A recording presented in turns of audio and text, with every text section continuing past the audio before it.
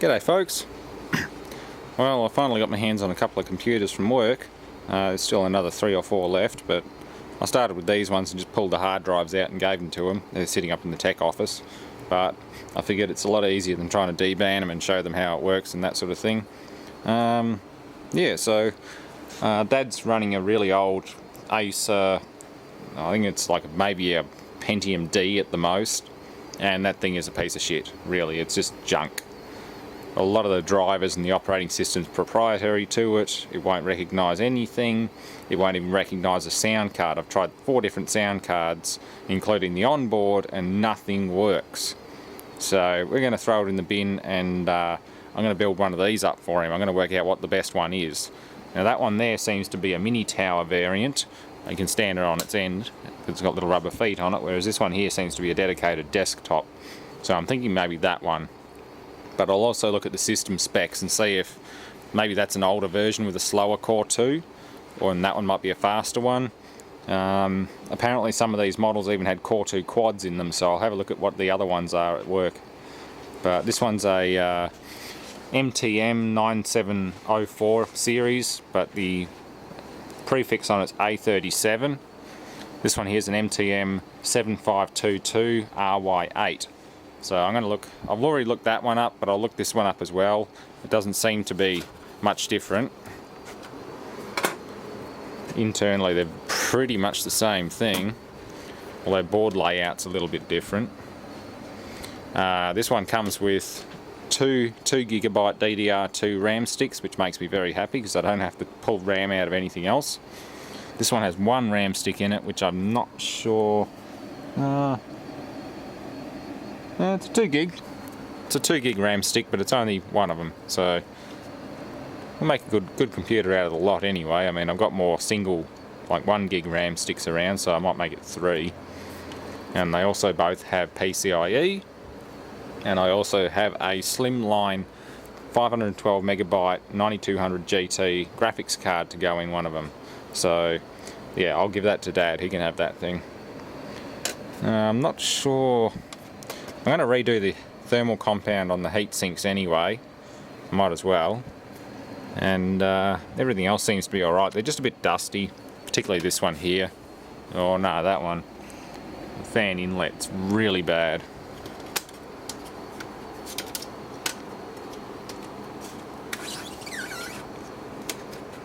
It should. The whole drive assembly's trying to come out. They're fairly modular, these computers. I like that. Yeah, that's not a good sign. But that's a work computer, so no one ever takes care of them. But I'll give both of them a run. I bought a couple of 160GB drives from the local computer shop that I got all that other laptop stuff from. Yeah, he gave me a couple of 160GB drives for $10 a piece, so I'll give them a try. I mean, Dad doesn't do anything important enough to worry about hard drive failure. He just plays games and surfs the net. And that's the card I'm going to use. The fan on it was really sad. It was working, but just rattling itself to bits. But I'm thinking maybe something like that. But it is a EN9400 GT, 512 megabytes. I'm just going to have to cut and modify this faceplate and mount this on the port, or the slot adjacent to it. I'll probably end up going with this one. There's more of these. There's only one of these, and I don't really know if it... I think it's actually older than that one. But yeah, these computers are literally only 3 or 4 years old, so they're pretty decent. We don't need the business phone line for National Bank though. I think this one came out of the accounts office. Might have been Sandra's old computer actually. Sandra gave me a bunch of old computer stuff a while ago. She's a bit of a gamer and World of Warcraft fan. Doesn't work anymore at our work anymore, unfortunately. But yes. Yuck. I'm going to take these outside and sort of de-dust them and take the drives and everything out and clean them up. So yeah, I had to forfeit the 320 and 250 gigabyte hard drives, but they're up in the design office and I didn't smash them, so that's a good thing. We'll keep them in the design office and save them for something at work because they're way too big to be just thrown out. Otherwise I'll get onto debanning and properly wiping drives, and they won't really care what happens with them after that. Yeah, see, once the top cover's up, these just fold forward. No screws at all, not like the older one that I have on the sidewall of the shed. The Pentium D based one where you have to slide the whole disc rack assembly forward and pull it out as a separate unit. This just all folds open. It's kind of neat. It's very easy to work on. Clips holding the main board in. No screws for the hard drive, just unclip, fold it up, lift it out, and you just sort of spring the housing out and those pins disengage the screw holes in the hard drive, and that's it. Really, really easy to work on. I like them. IBM stuff is really good. So it just needs a really good clean up. There's a lot of dust on the heatsink and that sort of thing. A lot of crap in the fan. Office computers, that sort of thing. This one is probably out in the foreman's office. There's a lot of shop dust and stuff through it. Same sort of deal, just give it a good clean up. Power supply as well, they're a specialised power supply, so whatever I get I'll keep on hand as replacements if I don't use them. But yeah, neat little system. Guess better start cleaning them. Okay, well, thankfully the wind's blowing away from me, so that's good, because this is going to make a mess. Yeah, yuck.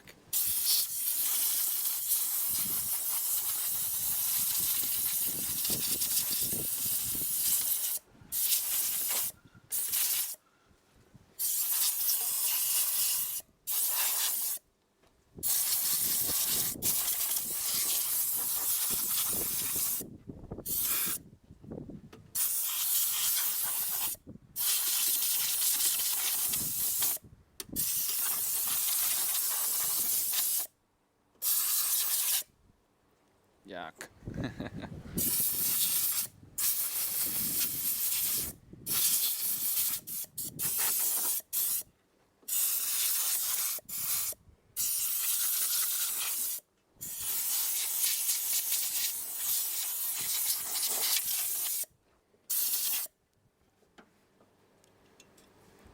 Yeah, this is an office one. This is from the main office, whereas this one's full of machine shop or workshop dust.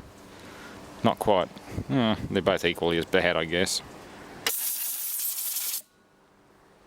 Try not to spin the fans too fast. You can damage things. The power supplies have their own fans in them too.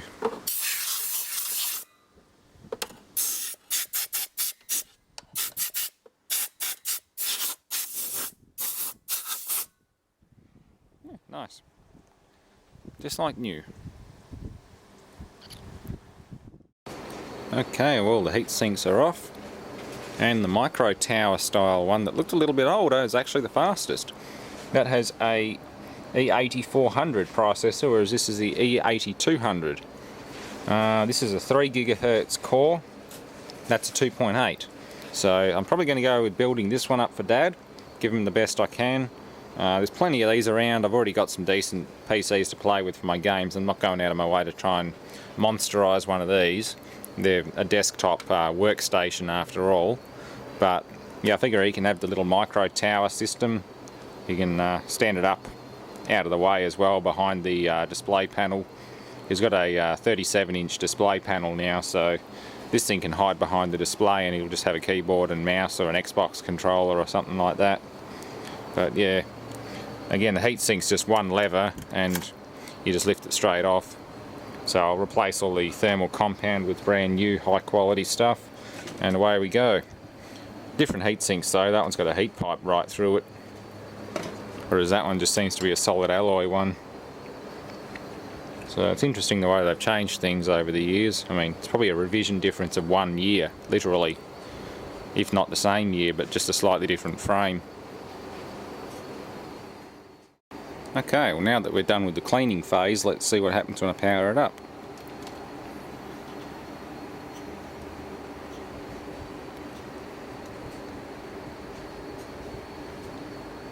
Hard drive should be clear, if not maybe have an old operating system on it. Device change, boot sequence error, yeah.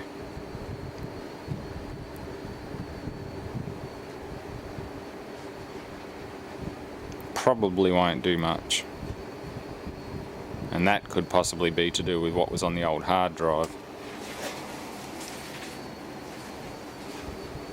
Yeah. So I need to boot off a CD. That's easy enough. I'll go find my Windows installation disk and throw a copy of Windows XP Pro on it and see what happens. Okay, let's see how we go.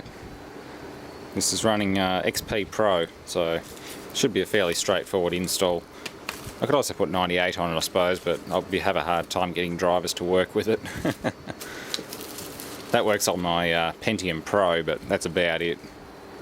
Yeah, this thing's running fine. We'll see how well the old hard drive goes. I mean, they're only $10 each, so who knows what happens. It's the original AOL thing that comes with the Windows 98 OEM edition. Can't remember who I got this off, but they sent it to me free of charge. They had an original sealed OEM package, so I've just put it in with my other Windows stuff. I've got various backups and things, Office 2K7, an original boot disk. Yeah, works quite well. Anyway, while this thing's installing, I'll modify this card to fit. I just got to make the faceplate more like that USB header. I took this out because it's already got about 6 USB ports, and I think Dad only uses 2 or 3, so he can get a root hub if he needs it to just come off the USB 1. The main reason being it's in the way because I have to take the D-sub port, which is mounted on the faceplate there, and just relocate it to another faceplate off to the side. So that's why I took the extra USB ports out. But it shouldn't be too bad. This card works fine. It just had a horribly noisy fan that pretty much fell apart when I tried to take it off. So yeah, that's my keyboard cleaner, Shifty. Cleaned up the keyboard and mouse that I got with it, perfectly spotless. They're all USB. Yeah, it worked. Now I just got to get onto the Lenovo website and download the drivers for the display and everything like that. For now anyway, at least sound and USB and everything. Display is going to be this if it works. If it doesn't, well, poo. We'll really be in trouble then. But I'm hoping these things recognise standard PCIe cards. The one on the back wall didn't at all, no matter what I tried, so I'm hoping that's just a fault with the computer, not the design that IBM has developed. But I'm just currently modifying the heatsink to take a bigger fan, and I have tested this, and it's very quiet. Like, this fan came out of a plasma TV, so they're designed to be pretty quiet. So it's just going to sit like that over the top of the heatsink and blow a lot more air over the voltage regs and the RAM chips as well as the GPU, so it should survive a lot longer. Yeah, it's not a bad little card considering. It's small, but it works. I've given it a wash with contact cleaner and gotten all the heatsink compound and crap off it. So I'm doing that at the same time, but I might get onto Lenovo website, download some drivers and just finish this thing off. Well, everything seems to be going well until you actually go to install the graphics card and then realise the modified cooler is too big. It actually hits the hard drive caddy. Oh wow, they didn't make these things easy to fit things into. Certainly easy to work on, but yeah, I'm going to have to rethink the whole fan idea. I'm just going to have to take a cooler off another graphics card and adapt it, because I don't think I'll have a fan that will fit inside this heatsink. That's alright, I'll save this for another little graphics card. We can certainly fix this issue.